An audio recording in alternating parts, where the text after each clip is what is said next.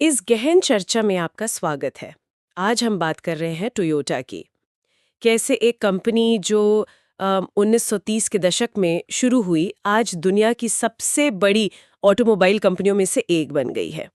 हमारे पास ना इसके सफ़र को समझने के लिए एक स्क्रिप्ट है जिसमें काफ़ी अच्छी जानकारी है। और हमारा मकसद है इस स्क्रिप्ट के ज़रिए ये समझना कि टोयोटा ने इनोवेशन और खासकर विश्वसनीयता के दम पर दुनिया भर में अपनी पहचान कैसे बनाई और आगे वो क्या सोच रहे हैं। कहानी तो दिलचस्प लग रही है, तो चलिए शुरू करते हैं। कहानी शुरू होती है 1937 में जापान में किएचिरो टोयोडा के साथ। जरा सोचिए, 1930 का दशक, दुनिया में उथल-पुथल मची हुई थी और उस माहौल में एक नई यात्री कार बनाने का सपना, ये सिर्फ बड़ा सपना नहीं था, शायद उस वक्त के हिसाब से थोड़ा दुस्साहसी भी लगा होगा। बिल्कुल सही कहा आपने। ये सिर्फ एक कार डिजाइन करने या बनाने की बात नहीं थी। असली चुनौती तो थी उस समय के जापान में, जहां इंडस्ट्री अभी बन ही रही थी। पूरी की पूरी ऑटोमोबाइल कंपनी खड़ी करना। रिसोर्सेज कम थे, एक्सपर्टीज भी ज्यादा नहीं थी। ऐसे में शायद उनका जो शुरू से ही विश्वसनीयता पर जोर था, वो सिर्फ एक अच्छी बात नहीं, एक तरह से मजबूरी भी रही होगी। उन्हें टिके रहने के लिए ऐसे प्रोडक्ट बनाने थे जो पहली बार में ही भरोसे लायक हों। भरोसा जीतना बहुत जरूरी था उनके लिए। हाँ, ये बात तो सोचने वाली है। हम अक्सर रिलायबिलिटी को एक मार्केटिंग पॉइंट समझते हैं, पर यहाँ तो ये बिल्कुल शुरुआत से ही उनकी डीएनए का हिस्सा लगता है। और आज देखिए, वही रिलायबिलिटी, इनोवेशन और फ्यूल एफिशिएंसी, ये टोयोटा की पहचान है। कोई भी जब टोयोटा खरीदने की सोचता है, तो शायद यही बातें सबसे पहले दिमाग में आती हैं। ये सिर्फ कारें नहीं है, ये तो एक लेगेसी है जो उन्होंने सालों में बनाई है। और इंटरेस्टिंग बात यह भी है कि ये जो 3 पिलर्स हैं, रिलायबिलिटी, इनोवेशन, फ्यूल एफिशिएंसी, ये सिर्फ टोयोटा की अपनी सोच नहीं है। अगर हम देखें तो ये ग्लोबल ऑटो इंडस्ट्री के बड़े बदलावों को भी दिखाते हैं। जैसे 70 के दशक में जब तेल का संकट आया, तो फ्यूल एफिशिएंसी एकदम से जरूरी हो गई। क्वालिटी और भरोसे की मांग तो हमेशा से रही है, जिसे टोयोटा ने शायद दूसरों से बेहतर समझा। और अब देखिए, पर्यावरण और टेक्नोलॉजी का जमाना है, तो इनोवेशन सबसे आगे है। टोयोटा की सफलता का राज शायद इसी में है कि उन्होंने इन बदलावों को न सिर्फ समझा, बल्कि कई बार तो उनका अंदाजा लगाकर पहले ही कदम उठा लिए। अच्छा, तो यहाँ बात और भी दिलचस्प हो जाती है। स्क्रिप्ट बताती है कि टोयोटा ने हाइब्रिड टेक्नोलॉजी में पहल की, खासकर अपनी मशहूर प्रियस के साथ। मुझे याद है जब प्रियस पहली बार आई थी सड़कों पर, तो कैसी दिखती थी। एकदम फ्यूचर की गाड़ी लगती थी। पर वो सिर्फ दिखने में अलग नहीं थी, वो सोच में भी एक बड़ा बदलाव था। एक ऐसी टेक्नोलॉजी पर बड़ा दांव लगाना जिसके बारे में ज्यादातर दूसरी कंपनियां या तो हिचक रही थीं या उसे प्रैक्टिकल नहीं मान रही थीं। हाँ बिल्कुल। प्रियस सिर्फ एक कार मॉडल नहीं थी, वो तो ऑटो इंडस्ट्री के लिए एक कह सकते हैं टर्निंग पॉइंट था। उसने हाइब्रिड टेक्नोलॉजी को मेन स्ट्रीम मिला दिया। टोयोटा ने ना सिर्फ इसे बनाया, बल्कि ये भी साबित किया कि ये भरोसेमंद है और आम ग्राहक के लिए भी है। सोचिए उस वक्त कितनी इंजीनियरिंग चुनौतियां रही होंगी। 2 तरह के पावर सोर्स, इंजन और मोटर, उनको एक साथ स्मूथली चलाना, बैटरी टेक्नोलॉजी को बेहतर बनाना, और ये सब एक ऐसी कीमत पर करना जो लोग दे सकें। ये सिर्फ टेक्निकल स्किल नहीं, ये गहरा कमिटमेंट दिखाता है। और वो सिर्फ प्रियस पर ही नहीं रुके। जैसा स्क्रिप्ट में भी जिक्र है, वो इलेक्ट्रिक यानी ईवीज और हाइड्रोजन फ्यूल सेल गाड़ियों एफसीवीज में भी लगातार काम कर रहे हैं। ये क्या दिखाता है? क्या वो हर टेक्नोलॉजी पर दांव लगा रहे हैं या कोई खास स्ट्रैटेजी है इसके पीछे? हल के लिए अलग अलग सॉल्यूशंस की जरूरत पड़ेगी। हाइब्रिड में उनकी जो एक्सपर्टीज है, वो उन्हें इलेक्ट्रिक की तरफ बढ़ने में मदद करती है। और हाइड्रोजन फ्यूल सेल वो लंबी दूरी और भारी गाड़ियों के लिए एक अच्छा ऑप्शन हो सकता है। ये उनकी दूरदर्शिता दिखाता है। वो सिर्फ अगले 5 साल नहीं, बल्कि शायद अगले 20-30 साल के मोबिलिटी लैंडस्केप को ध्यान में रखकर चल रहे हैं। और अगर हम इसे बड़ी पिक्चर से जोड़ें, तो ये सिर्फ कारों के बारे में नहीं है। ये बढ़ती हुई पर्यावरण की चिंताएं, सख्त होते एमिशन नॉर्म्स और कस्टमर्स की बदलती उम्मीदों के लिए टोयोटा का जवाब है।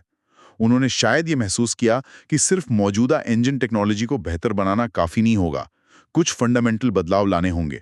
हाइब्रिड पर उनका दावा एक रिस्की लेकिन सोचा समझा कदम था, जिसने उन्हें इको फ्रेंडली टेक्नोलॉजी के एरिया में सालों की बढ़त दिला दी। ये दिखाता है कि वो मार्केट और समाज के ट्रेंड्स को कितनी गहराई से समझते हैं और उसके हिसाब से अपनी दिशा तय करने का साहस भी रखते हैं। और ये बढ़त सिर्फ टेक्नोलॉजी तक ही नहीं रही, उनकी ग्लोबल पहुंच भी कमाल की है। स्क्रिप्ट कहती है कि आज टोयोटा 170 से ज्यादा देशों में है। ये नंबर ही अपने आप में बहुत बड़ा है। बिल्कुल। दुनिया के लगभग हर कोने में उनकी गाड़ियां दिख जाती हैं। हर साल लाखों गाड़ियां बनाना, छोटी रोजमर्रा की हैचबैक से लेकर महंगी लेक्सस मॉडल और पावरफुल एसयूवीज तक, उनकी रेंज इतनी बड़ी है कि लगता है हर ज़रूरत और बजट के लिए उनके पास कुछ न कुछ ज़रूर है। उनका जो स्लोगन है लेट्स गो प्लेसेस, वो उनकी इस ग्लोबल प्रेजेंस और डाइवर्सिटी को देखते हुए काफ़ी फिट बैठता है। ये सिर्फ एक एड लाइन नहीं लगती, उनकी हकीकत बताती है। बिल्कुल। इतने बड़े स्केल पर ऑपरेट करना और इतनी अलग-अलग तरह की गाड़ियों को मैनेज करना, ये अपने आप में एक बहुत बड़ी अचीवमेंट है। जरा इसकी कॉम्प्लेक्सिटी के बारे में सोचिए। 170 से ज्यादा देशों के अलग-अलग नियम, ग्राहकों की अलग-अलग पसंद-नापसंद, सड़कें और मौसम की अलग-अलग कंडीशंस, इन सबको समझना और उसके हिसाब से प्रोडक्ट बनाना और बेचना, इसके लिए जबरदस्त ऑर्गेनाइजेशनल कैपेबिलिटी और स्ट्रेटेजिक प्लानिंग चाहिए। हाँ, जैसे भारत में जो कार बिकती है, उसकी ज़रूरतें शायद अमेरिका या यूरोप में बिकने वाली कार से बहुत अलग होंगी। लोकलाइजेशन कितना ज़रूरी हो जाता होगा। बहुत ज्यादा। और ये सिर्फ गाड़ी के डिजाइन या फीचर्स तक ही सीमित नहीं है। इसमें लोकल सप्लायर्स के साथ काम करना, लोकल लेवल पर प्रोडक्शन यूनिट्स लगाना, लोकल कर्मचारियों को ट्रेन करना और ऐसी टीमें बनाना शामिल हैं जो लोकल मार्केट को समझती हों। उनकी ग्लोबल सफलता का एक बड़ा राज शायद यही है कि वो सोचते तो ग्लोबल लेवल पर हैं, लेकिन काम लोकल लेवल पर करते हैं। उनका जो फेमस टोयोटा प्रोडक्शन सिस्टम यानी टीपीएस है, जो क्वालिटी और एफिशिएंसी पर फोकस करता है, उसको दुनिया भर के प्लांट्स में लागू करना और उसे बनाए रखना भी एक बड़ा चैलेंज है, जिसे उन्होंने काफी हद तक हासिल किया है। ये उनकी सप्लाई चेन, मैन्युफैक्चरिंग नेटवर्क और सबसे बढ़कर उनके वर्क कल्चर की मजबूती को दिखाता है। सही कहा, एक जैसी क्वालिटी और रिलायबिलिटी की उम्मीद करना, चाहे टोयोटा कार दुनिया के किसी भी कोने में बनी हो, ये अपने आप में उनके प्रोसेस की ताकत दिखाता है। तो अब भविष्य की बात करते हैं। स्क्रिप्ट में उनके फ्यूचर विजन का सार है सेफ, ग्रीन और स्मार्ट मोबिलिटी बनाना। ये शब्द तो आजकल ऑटो इंडस्ट्री में बहुत सुनने को मिलते हैं। टोयोटा के लिए इनके क्या मायने हो सकते हैं? क्या ये सिर्फ इंडस्ट्री के ट्रेंड को फॉलो करना है या इसमें उनका कोई खास नजरिया है? ये सिर्फ ट्रेंड फॉलो करना नहीं लगता, बल्कि ये उनके अब तक के सफर का एक नेचुरल अगला कदम है। सेफ का मतलब है ADAS यानी एडवांस्ड ड्राइवर असिस्टेंस सिस्टम्स, जैसे ऑटोमेटिक इमरजेंसी ब्रेकिंग, लेन कीपिंग असिस्ट, इनको और बेहतर बनाना और धीरे धीरे पूरी तरह से ऑटोनॉमस ड्राइविंग की ओर बढ़ना। यहाँ उनकी जो रिलायबिलिटी वाली लेगेसी है, वो एक बड़ी चुनौती भी होगी और ताकत भी। लोग सेल्फ ड्राइविंग कारों पर तभी भरोसा करेंगे जब वो बेहद सेफ और भरोसेमंद होंगी। अच्छा, और ग्रीन? ग्रीन तो साफ तौर पर उनके हाइब्रिड, इलेक्ट्रिक और हाइड्रोजन फ्यूल सेल गाड़ियों पर जो फोकस है, उससे जुड़ा है। उनका लक्ष्य एमिशन को लगातार कम करना और ज्यादा सस्टेनेबल ट्रांसपोर्ट सोल्यूशन देना है। यहाँ शायद वो अपनी हाइब्रिड एक्सपर्टीज का फायदा उठाकर इलेक्ट्रिक गाड़ियों को और बेहतर बनाने पर काम करेंगे और साथ ही हाइड्रोजन जैसी दूसरी टेक्नोलॉजीज पर भी इन्वेस्टमेंट जारी रखेंगे। और स्मार्ट मोबिलिटी? और स्मार्ट मोबिलिटी का मतलब है कनेक्टेड कारें। ऐसी कारें जो इंटरनेट से जुड़ी हों, एक दूसरे से बात कर सकें, ट्रैफिक और मौसम की जानकारी दे सकें। इसमें डेटा का इस्तेमाल करके ड्राइविंग एक्सपीरियंस को बेहतर बनाना और शायद भविष्य में मोबिलिटी एज ए सर्विस मतलब MAS जैसे नए मॉडल्स अपनाना भी शामिल हो सकता है। यानी लोग कार खरीदने के बजाय जरूरत के हिसाब से ट्रांसपोर्ट सर्विस का इस्तेमाल करें। ये सब सुनने में तो बहुत क्रांतिकारी लगता है, लेकिन इसमें चुनौतियां भी तो होंगी। ऑटोनॉमस ड्राइविंग और कनेक्टेड कारों के एरिया में तो बहुत बड़ी टेक कंपनियां भी आ गई हैं। टोयोटा जैसी पारंपरिक ऑटो कंपनी इनके साथ कैसे मुकाबला करेगी? ये बहुत ही अहम सवाल है और कंपटीशन वाकई बहुत टफ है। एक तरफ पारंपरिक ऑटो कंपनियां हैं जो बदल रही हैं, दूसरी तरफ नई टेक कंपनियां हैं जो सॉफ्टवेयर और डेटा में माहिर हैं। टोयोटा को अपनी पारंपरिक ताकतों जैसे मैन्युफैक्चरिंग एक्सीलेंस, क्वालिटी, रिलायबिलिटी और ग्लोबल नेटवर्क, इनको बनाए रखते हुए सॉफ्टवेयर, आर्टिफिशियल इंटेलिजेंस और डेटा एनालिटिक्स जैसे नए एरिया में तेजी से कैपेबिलिटी बनानी होगी।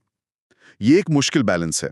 उन्हें एक हार्डवेयर कंपनी से ज्यादा एक टेक्नोलॉजी और मोबिलिटी कंपनी बनना होगा, वो भी अपनी मूल पहचान खोए बिना।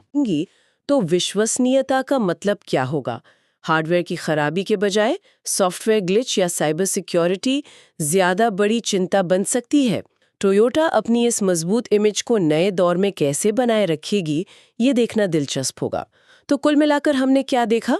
टोयोटा की कहानी 1937 में एक बड़े सपने से शुरू हुई। शुरू से ही रिलायबिलिटी और क्वालिटी पर जोर देना उनकी पहचान बन गया। फिर उन्होंने समय के साथ इनोवेशन को अपनाया, खासकर हाइब्रिड टेक्नोलॉजी में दुनिया को रास्ता दिखाया, और आज वो 70 से ज्यादा देशों में फैली एक ग्लोबल ताकत है जिनके पास हर तरह की जरूरत के लिए गाड़ियां हैं और जो भविष्य की सेफ, ग्रीन और स्मार्ट मोबिलिटी की ओर देख रहे हैं। बिल्कुल, अगर मुख्य बातें निकालनी हो तो वो है इनोवेशन के प्रति एक लगातार और कभी-कभी लीक से हटकर चलने वाली कमिटमेंट, जैसा हमने प्रियस के मामले में देखा। क्वालिटी और रिलायबिलिटी पर एक अटूट, लगभग जुनून की हद तक ध्यान, जो दशकों से उनके ब्रांड का आधार रहा है। और भविष्य की बदलती ज़रूरतों और टेक्नोलॉजीज के हिसाब से लगातार खुद को ढालने और डेवलप करने की क्षमता। ये सिर्फ एक कार कंपनी की कहानी नहीं है, ये बदलते ग्लोबल माहौल में दूरदर्शिता, अडैप्टेशन और लीडरशिप का एक शक्तिशाली उदाहरण है। इससे न सिर्फ ऑटो इंडस्ट्री बल्कि कोई भी बिजनेस सीख सकता है। सचमुच उनकी यात्रा से बहुत कुछ सीखने को मिलता है, खास तौर पर ये बात कि कैसे लंबे समय तक रेलेवेंट बने रहने के लिए अपनी कोर स्ट्रेंथ्स को बनाए रखते हुए लगातार बदलना जरूरी है। हाँ, और इसी से जुड़ा एक विचार मेरे मन में आता है। टोयोटा ने हाइब्रिड टेक्नोलॉजी में तब मास्टरी हासिल की जब ज्यादातर लोग या तो पुराने इंजनों पर ही थे या सीधे फुल इलेक्ट्रिक पर जाना चाहते थे। उन्होंने एक बीच का रास्ता चुना जो बहुत सफल रहा। इसे देखते हुए भविष्य में मोबिलिटी का अगला बड़ा अनएक्सपेक्टेड इनोवेशन क्या हो सकता है जिसका नेतृत्व टोयोटा कर सकती है? कुछ ऐसा जो शायद सिर्फ इलेक्ट्रिक या हाइड्रोजन का सीधा रास्ता न हो। क्या वो किसी और वैकल्पिक ईंधन या ट्रांसपोर्ट के किसी बिल्कुल नए मॉडल पर काम कर रहे होंगे जिसके बारे में अभी हम सोच भी नहीं रहे? ये दिलचस्प सवाल है। यह एक और पहलू, जैसे जैसे कारें ज्यादा सॉफ्टवेयर ड्रिवन हो रही हैं, खासकर ऑटोनॉमस ड्राइविंग सॉफ्टवेयर के साथ, टोयोटा की ये जो विश्वसनीयता की पहचान है, ये कैसे बदलेगी? क्या वो हार्डवेयर की तरह ही अटूट सॉफ्टवेयर बनाने के लिए जाने जाएंगे, या विश्वसनीयता का मतलब कुछ और होगा? शायद डेटा प्राइवेसी, साइबर सिक्योरिटी या जो ओवर द एयर अपडेट्स होते हैं उनकी स्मूथ डिलीवरी। उनकी ब्रांड पहचान का ये पहलू भविष्य में शायद सबसे बड़ी कसौटी पर होगा। सोचने के लिए काफी कुछ है। और इसी विचार के साथ आज की ये गहन चर्चा यहीं समाप्त होती है।